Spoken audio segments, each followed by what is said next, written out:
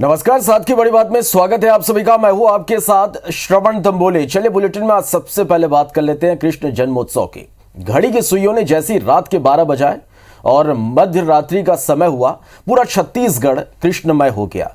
रायपुर के इस्कान मंदिर, सदर बाजार स्थित गोपाल मंदिर और जैतूसाव मठ मंदिर परिसर ढोल, नगाड़े, झांझ, मजीरे, मृदंग और शंख की ध्वनि से गुंजायमान हो उठे।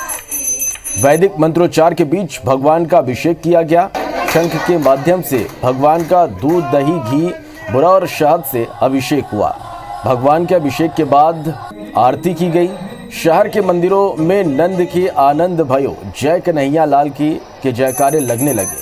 प्रदेश के सभी कृष्ण मंदिरों में सुबह से ही माहौल बन गया था और देर रात तक रौनक बिखरी रही। रायपुर, बिलासपुर, दुर्ग, भिलाई के मंदिर फूलों, झांकियों, बिजली की झालरों से जगमगा रहे हैं। मंदिरों में भजन कीर्तन गूंज रहे हैं और कान्हा के लिए 56 भोग लगे। जन्माष्टमी का माहौल कुछ वैसा ही रहा जैसे कोविड-19 के पहले सामान्य समय में देखने को मिलता था। हालांकि मंदिरों में उतनी भीड़ नहीं है जितनी 2 साल पहले हुआ करती थी।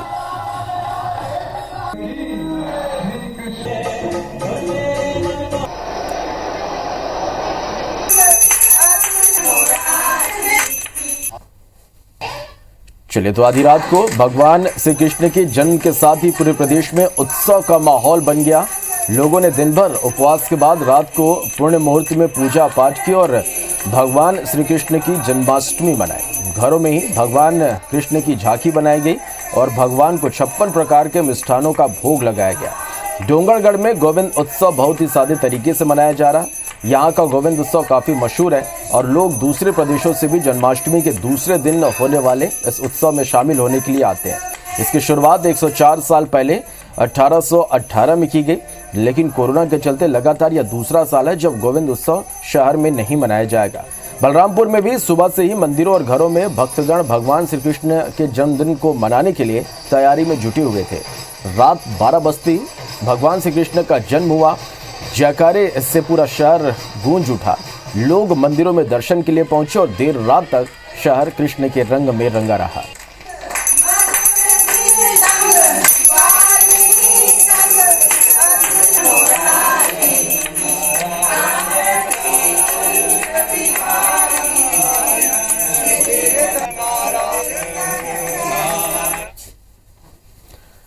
चलिए बढ़ते आगे, देखते कुछ और खबरें। अफगानिस्तान में अमेरिका के करीब 20 सालों से मौजूदगी का अब अंत हो गया। अमेरिकी सेना के अंतिम 3 विमानों ने भी सोमवार की देर रात काबुल एयरपोर्ट से उड़ान भरी। रिपोर्ट्स के मुताबिक अमेरिकी सेना के अंतिम 3 C-17 विमानों ने 30-31 अगस्त की आधी रात काबुल के हामिद करजई इंटरनेशनल एयरपोर्ट से उड़ान भरी और इसके साथ ही अफगानिस्तान में अमेरिकी सैन्य अभियान का अंत हो गया। अफगानिस्तान में अमेरिका ने अपने 20 साल लंबे युद्ध को पूर्ण विराम दे दिया। अमेरिकी और नाटो सैनिकों की वापसी की समय सीमा मंगलवार को समाप्त हो गई और इस बीच तालिबान ने भी दूसरी पारी के आगाज की तैयारी शुरू कर दी है।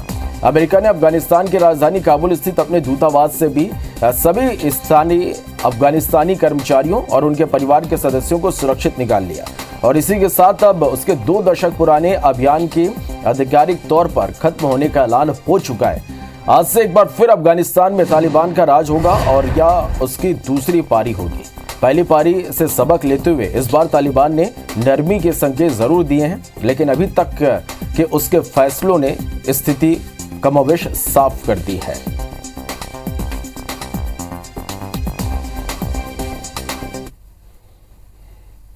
चलिए बढ़ते आगे और बड़ी खबर रायपुर से, जहां नेशनल मोनेटाइजेशन पाइपलाइन का विरोध किया जाएगा। एनएमपी के विरोध में कांग्रेस देश भर में प्रेस कॉन्फ्रेंस करेगी। 31 अगस्त से 3 सितंबर तक कांग्रेस की पीसी होगी। 3 सितंबर को रायपुर में प्रेस कॉन्फ्रेंस होगी और पूर्व केंद्रीय मंत्री अजय माकन प्रेस कॉन्फ्रेंस करेंगे। तो नेशनल मोनेटाइजेशन पाइपलाइन का विरोध कांग्रेस करेगी। एनएमपी के विरोध में कांग्रेस देश भर में प्रेस कॉन्फ्रेंस करने जा रही है। 31 अगस्त से 3 सितंबर तक प्रेस कॉन्फ्रेंस का अभियान चलेगा। 3 सितंबर को रायपुर में प्रेस कॉन्फ्रेंस होगी। पूर्व केंद्रीय मंत्री अजय माकन प्रेस कॉन्फ्रेंस करेंगे।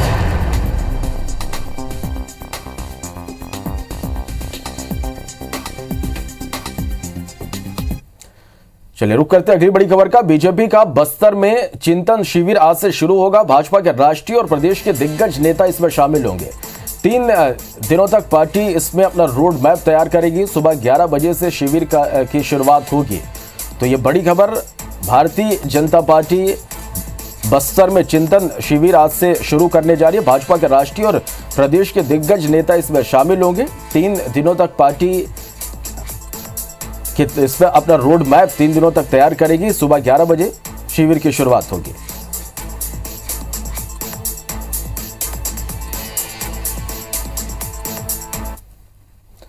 बढ़ते आगे भोपाल से खबर, जहां भाजयुमो के प्रदेश कार्यकारिणी की घोषणा हुई है। पंधाना से विधायक राम डांगोरे प्रदेश महामंत्री बनाए गए हैं। टीकमगढ़ से राहुल तिवारी को भी प्रदेश महामंत्री बनाया गया है। सीहोर से रंजीत चौहान सहित 7 प्रदेश उपाध्यक्ष बनाए गए हैं। युवा मोर्चा के प्रदेश अध्यक्ष वैभव पवार ने इसकी घोषणा की है। तो भोपाल से खबर, जहां भाजयुमो के प्रदेश कार्यकारिणी की घोषणा कर दी गई है। पंधाना से विधायक राम डांगोरे प्रदेश महामंत्री बनाए गए हैं। टीकमगढ़ से राहुल तिवारी को भी प्रदेश महामंत्री बनाया गया है। सीहोर से रंजीत चौहान सहित 7 प्रदेश उपाध्यक्ष बनाए गए हैं। युवा मोर्चा के प्रदेश अध्यक्ष वैभव पवार ने इसकी घोषणा की है।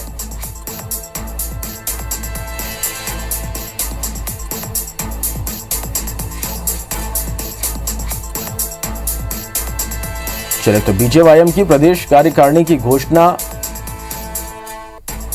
कर दी गई है।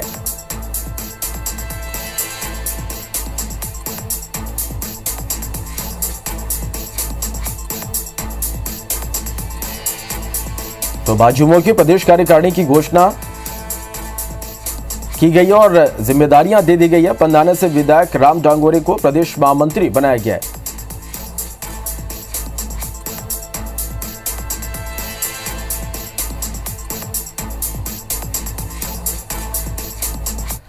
चलो, और छत्तीसगढ़ और मध्य प्रदेश में आज दिन भर खबरों में क्या कुछ खास रहेगा। 2 संवाददाता हमारे साथ लाइव जुड़े हैं। स्टार जैन रायपुर से हमारे साथ लाइव जुड़ गए हैं, तो वहीं भोपाल से नीलम गुरवे हमारे साथ लाइव में। सबसे पहले रायपुर का रुख करते हैं, स्टार के पास चलते हैं। स्टार, आज दिन भर की हम छत्तीसगढ़ की बात करें तो खबरों में क्या कुछ खास आज रहने वाला है?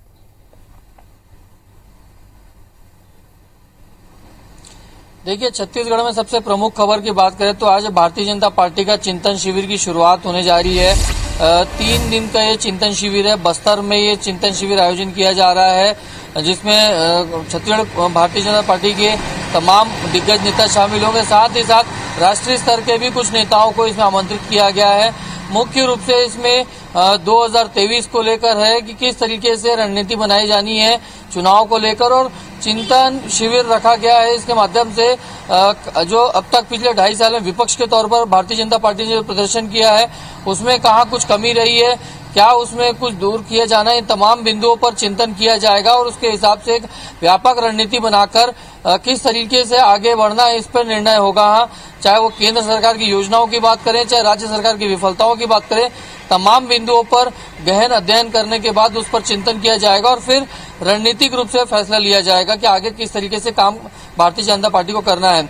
इसके अलावा रायपुर की 2 बड़ी खबरें हैं। रायपुर की बात कर लें तो जो एक और आज डेंगू लगातार फैल रहा है, जिसको लेकर नगर निगम एक महाअभियान शुरू करने जा रहा है। इसमें नगर निगम आयुक्त के साथ साथ नगर निगम की पूरी टीम और महापौर और तमाम पार्षद इस अभियान में एक साथ शुरुआत करेंगे सफाई अभियान की।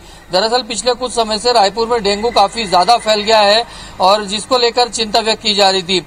इसके साथ ही रविशंकर विश्वविद्यालय जो प्रदेश का सबसे पुराना विश्वविद्यालय है, वहां पर छात्रों का द्वारा प्रदर्शन किया जाएगा। मुख्य रूप से इसका ये मांग है कि जिस प्रकार की शिक्षा यानी ऑनलाइन क्लासेस उनसे ली गई है, तो परीक्षा का आयोजन भी ऑनलाइन किया जाए। इन प्रमुख बिंदुओं को लेकर जो छात्र हैं वो आज प्रदर्शन करेंगे। तो ये कुछ प्रमुख खबरें हैं प्रदेश की और रायपुर की, जिस पर लगातार अपडेट हम अपने दर्शकों तक पहुंचाते रहेंगे। चलिए, तो इस पर अपडेट लगातार दर्शकों तक पहुंचाएंगे। स्टार आप हमारे साथ बने रहिएगा। भोपाल का रुख करते हैं, नीलम के पास चलते हैं। नीलम, आज मध्य प्रदेश की हम बात करें तो क्या कुछ खास रहेगा खबरों में? जी, मध्य प्रदेश की यदि हम बड़ी खबरों पर नजर डालें तो आज शिवराज कैबिनेट की शाम को 4:30 बजे बैठक होने वाली है। ये बैठक मंत्रालय में होगी जिसमें सभी महत्वपूर्ण विभागों के मंत्री भी शामिल होंगे। आज की बैठक के एजेंडे या प्रस्तावों की बात करें तो मध्य प्रदेश में नए औद्योगिक केंद्र बनाने के प्रस्ताव को मंजूरी मिल सकती है। इसमें इंदौर, रतलाम, ब्योरा, कटनी यहाँ पर केंद्र बनाने के प्रस्ताव को मंजूरी मिल सकती है। इसके अलावा राज्य निर्वाचन आयोग, मानवाधिकार आयोग में अतिरिक्त जो पद है उनको भी मंजूरी मिल सकती है। वहीं मूंग और उड़द के उपार्जन को लेकर के जो कुछ स्कीम्स है, पीएसएफ और पीएसएस, उनके प्रस्तावों को भी मंजूरी मिल सकती है। ये कुछ महत्वपूर्ण एजेंडे आज के कैबिनेट के रहेंगे। इसके अलावा हम अन्य दूसरी खबरों पर नजर डालें तो आज वैक्सीनेशन किया जाएगा, क्योंकि मंगलवार के दिन पहले वैक्सीनेशन नहीं किया जा रहा था, पर कल सोमवार को राष्ट्रीय अवकाश होने के चलते वैक्सीनेशन के सेशंस को आज के दिन शिफ्ट किया गया है। आज के हम टारगेट की बात करें तो पूरे मध्य प्रदेश में करीब 20 लाख लोगों को वैक्सीन लगाने का टारगेट रखा गया है और राजधानी भोपाल में भी लगभग एक बड़ा टारगेट सेट किया गया है आज लोगों को वैक्सीनेशन लगाने का। इसके अलावा पिछले 2 दिनों से मध्य प्रदेश के मौसम में बदलाव देखने को मिल रहा है। कल भी कई सारे जिलों में, खासतौर पर पश्चिमी मध्य प्रदेश और पूर्वी मध्य प्रदेश के जिलों में अच्छी खासी बारिश दर्ज की गई थी और मौसम विभाग की संभावना है कि अगले 1 से 2 दिनों तक इसी तरह का मौसम मध्य प्रदेश में रहेगा। श्रवण, चलिए, तो निश्चित रूप से इन खबरों से जुड़े हर एक अपडेट लगातार हम दर्शकों तक पहुंचाएंगे। आप दोनों का बहुत शुक्रिया इस पूरी जानकारी के लिए। चलिए, बढ़ते आगे। मुख्यमंत्री शिवराज सिंह चौहान ने एक बार फिर विरोधियों पर हमला बोला है। कुशाभाऊ ठाकरे के जन्म शताब्दी वर्ष के आदरांजलि कार्यक्रम में शिवराज ने कहा कि मध्य प्रदेश में समाज को तोड़ने का काम चल रहा है। उन्होंने कहा कि बीजेपी की विचारधारा के खिलाफ चल रहे अभियान को रोकना जरूरी है। साफ तौर पर कहा कि समाज में ऐसे तत्व मौजूद हैं जो समाज को तोड़ना चाहते हैं। शिवराज ने चेतावनी भरे लहजे में कहा कि भ्रम फैलाने वालों की साजिश को सफल नहीं होने देंगे। क्या समाज में कई ऐसे तत्व शामिल है, कैलाश जी से भी मेरी चर्चा हो रही थी, अनेकों क्षेत्रों में जो समाज को तोड़ना चाहते हैं। अनुसूचित जनजाति में, अनुसूचित जाति में मध्य प्रदेश में हमारी विचारधारा के खिलाफ अभियान चला हुआ है। इसलिए संगठन पर्व का लाभ उठा के पूर्णकालिक निकाले हम। पूर्णकालिक मीन्स जो समय की बात 100 दिन के लिए, 200 दिन के लिए, 50 दिन के लिए, और ऐसे क्षेत्रों में पूरी ताकत के साथ हम प्रवेश कर जाएं जहां हमारे विचार के खिलाफ भड़काने की कोशिश हो रही, गलतफहमी और भ्रम फैलाने की कोशिश हो रही है। चलिए, बढ़ते आगे। चुनाव में सड़क, बिजली, पानी हमेशा से एक बड़े मुद्दे रहे हैं जो कि जनता से सीधे जुड़े रहते हैं। बहुत वक्त नहीं हुआ जब राजधानी में सड़कों की खस्ता हाल को लेकर स्वयं मुख्यमंत्री ने अधिकारियों को फटकार लगाते हुए फौरन उन्हें दुरुस्त करने के निर्देश दिए थे। अब प्रदेश में कई इलाकों में हो रही अघोषित बिजली कटौती ने लोगों को परेशान कर दिया है, जिस पर सत्तासीन भाजपा के जनप्रतिनिधियों ने भी आक्रोश जताते हुए जल्द इसे दूर करने की मांग की। जाहिर है, विपक्ष को इस मुद्दे पर सरकार को घेरने का खुला मौका मिला है।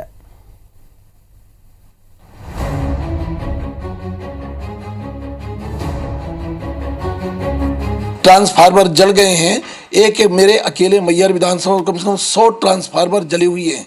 हम लगातार अधिकारियों से बात कर रहे हैं, इसके बाद भी कहीं कोई व्यवस्था नहीं कर पा रहा बिजली की समस्या को लेकर। अन्यथा 4 तारीख को मैहर में और पूरे उस इलाके में बिजली का आंदोलन खड़ा करेंगे। मुख्यमंत्री शिवराज जी यदि भारतीय जनता पार्टी को बचाना चाहते तो बिजली विभाग में कड़ाई करें। बिजली कटौती पर यह बयान विपक्ष के किसी नेता का नहीं है, बल्कि बीजेपी विधायक नारायण त्रिपाठी का है। मध्य प्रदेश के ग्रामीण इलाकों में अघोषित पावर कट हो रहा है और ये घंटे 2 घंटे का नहीं बल्कि 10 से 12 घंटे तक का है। ऐसे में ग्रामीण इलाके में किसानों को चिंता सता रही है, जिन्हें फसलों को पानी देना है, बच्चों को पढ़ाना है। हालात देखकर लगता है कि कहीं फिर से लालटेन का वो दौर तो वापस न लौटेगा। वैसे ये डर न सिर्फ आपको हमको है, बल्कि सत्ता पक्ष के विधायकों को भी है। टीकमगढ़ से बीजेपी विधायक राकेश गिरी ने सीएम शिवराज सिंह चौहान को पत्र लिखकर अघोषित बिजली कटौती बंद करने की मांग की।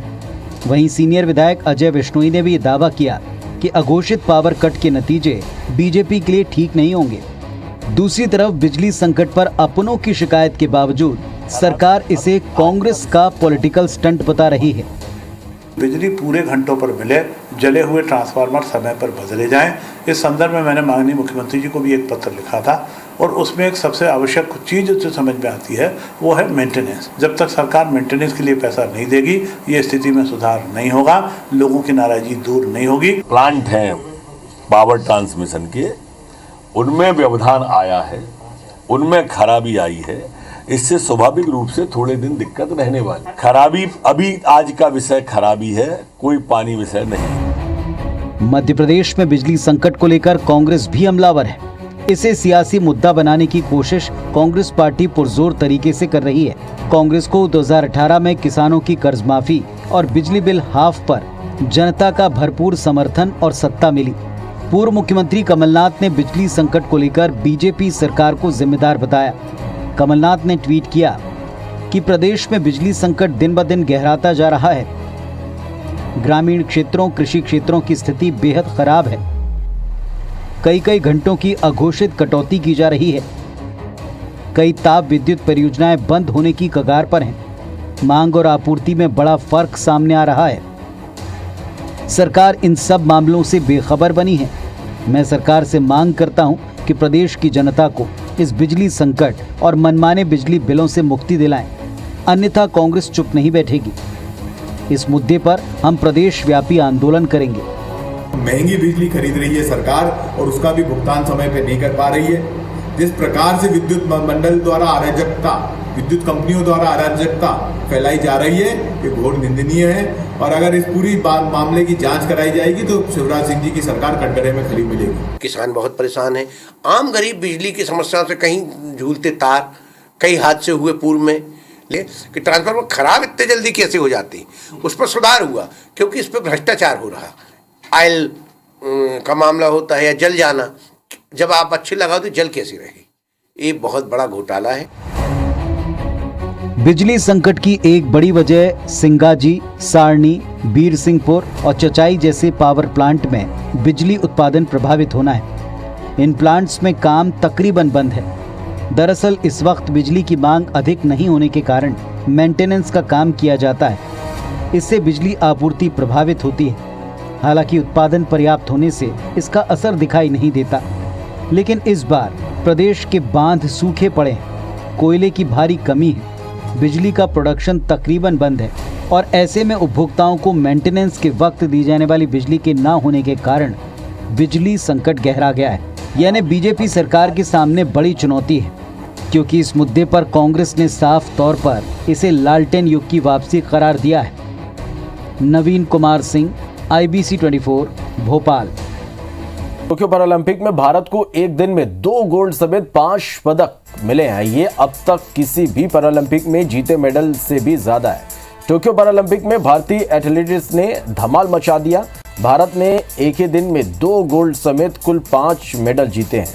अवनी लेखरा ने शूटिंग में और सुमित अंतिल ने जेवलिन थ्रो में गोल्ड मेडल हासिल किया और इसके अलावा देवेंद्र ने जेवलिन में और योगेश ने डिस्कस थ्रो में सिल्वर मेडल जीता। सुंदर सिंह गुर्जर को ब्रॉन्ज मेडल हासिल हुआ। भारत ने एक ही दिन में इतने मेडल जीते जितने उसने किसी एक पैरालंपिक में कभी नहीं जीते। अब तक टोक्यो पैरालंपिक गेम्स में भारत कुल 7 मेडल जीत चुका है। यह भारत का अब तक का सबसे सफल पैरालंपिक बन गया है। मेडल्स टैली में भारत 26वें स्थान पर है। इससे पहले 2016 रियो ओलंपिक और 1984 ओलंपिक में भारत ने 4 मेडल जीते थे। प्रधानमंत्री नरेंद्र मोदी ने खिलाड़ियों की तारीफ करते हुए कहा कि पैरालंपिक में हमारे एथलेटिक चमक रहे हैं। उनका सक्सेस कई दूसरे एथलेटिक्स को प्रेरित करेगा। चलिए बढ़ते आगे। अब राजधानी भोपाल में भी गोल्ड के फ्रोजन फूड प्रोडक्ट्स की डिमांड बढ़ गई है। भोपाल में अब तक गोल्ड फ्रोजन फूड के 25 आउटलेट शुरू हो चुके हैं और खास बात यह कि ग्राहकों में प्रोडक्ट को लेकर जबरदस्त दिलचस्पी देखने को मिल रही है। शहर के सिद्धिविनायक रिटेल के संचालक अंकित अग्रवाल ने इन उत्पादों के बारे में बताया कि लोगों का काफी अच्छा रिस्पॉन्स अब तक देखने को मिला है। न सिर्फ राजधानी भोपाल बल्कि देश और विदेश में भी इस फूड की काफी मांग देखने को मिल रही है। ग्राहकों का भी मानना है कि यह फूड बनाना में आसान है, खासतौर पर उन लोगों के लिए जो कि वर्किंग है। बच्चों में भी इसकी डिमांड देखी जा रही है। इनकी काफी सारी वैरायटीज हैं जो टेस्टी होने के साथ हेल्दी भी है। जितने भी प्रोडक्ट्स आ रहे हैं पूरे हेल्थ कॉन्शियस आ रहे हैं, यानी हेल्थ से रिलेटेड आ रहे हैं, जिसको परचेज करने में लोगों को बिल्कुल भी सोचना नहीं पड़ रहा। सब अपने हेल्थ को ध्यान में रख के कोई भी प्रोडक्ट खरीद रहे हैं, खाने का आइटम, तो ये पूरे हेल्थ कॉन्शियस प्रोडक्ट दे रहे हैं। जितने भी आइटम हैं सब डिफरेंट आए हैं, नए हैं, जो कस्टमर को भी अट्रैक्ट कर रहे हैं। जैसे बीटरूट टिक्की आई है, और भी ऐसे कई प्रोडक्ट है जो बहुत पसंद कर रहे हैं लोग। तो ये बहुत इजी है, मैंने अभी ट्राई किया तो अच्छा लगा मुझे, तो अभी मैं इसको प्रेफर करूँगी और सबको भी बोलूँगी कि ये बहुत अच्छा है, हेल्दी है और रेडी, ज़्यादा टाइम नहीं लगता है, रेडी टू प्रिपेयर है। चलो, तो देश भर में श्री कृष्ण जन्माष्टमी श्रद्धा और उत्साह के साथ मनाई जा रही। रायपुर के इस्कॉन मंदिर में भी भक्तिमय माहौल रहा। इस मौके पर गोयल ग्रुप के chairman Suresh Goyal, managing director Narendra Goyal समेत परिवार के सदस्य पहुंचे, जहां सभी ने भगवान श्री कृष्ण की पूजा अर्चना की और प्रदेश भर में खुशहाली की कामना के साथ ही प्रदेशवासियों को जन्माष्टमी की शुभकामनाएं दी। भगवान के दर्शन तो मेरे ख्याल हर आदमी करना चाहता है, पर इस्कॉन मंदिर में हम हर साल आते हैं और यहाँ की व्यवस्था जो है वो बहुत सुंदर रहती है। और मैं आखिरी में यही कहूँगा, कृष्ण जन्माष्टमी की पूरे छत्तीसगढ़ वासियों को, पूरे देश को मेरी तरफ से बहुत बहुत बधाई, हार्दिक शुभकामनाएं। इस्कॉन मंदिर में प्रतिवर्ष की भांति जन्माष्टमी का उत्सव मनाया जा रहा है। जो भगवान कृष्ण हैं वो सबसे बड़े योगी हैं और हमको जीवन जीने की कला सिखाते हैं। ऐसे प्रभु कृष्ण के जन्मोत्सव के अवसर पर सभी छत्तीसगढ़ वासियों को शुभकामनाएं और बधाई है। इस्कॉन मंदिर रायपुर में जन्माष्टमी का पर्व पूरे छत्तीसगढ़ में सबसे बड़े रूप में बड़े धूमधाम से मनाया जाता है। महामंत्र जाप लगातार सवेरे 9 से रात 12 बजे तक चलेगा। रात 12 बजे अभिषेकम होगा, उसके बाद में महाप्रसाद लगाया जाएगा। चलिए, इसी के साथ फिलहाल इस बुलेटिन में इतना ही। आगे देखेंगे हमर वाणी हमर गोठ। नमस्कार।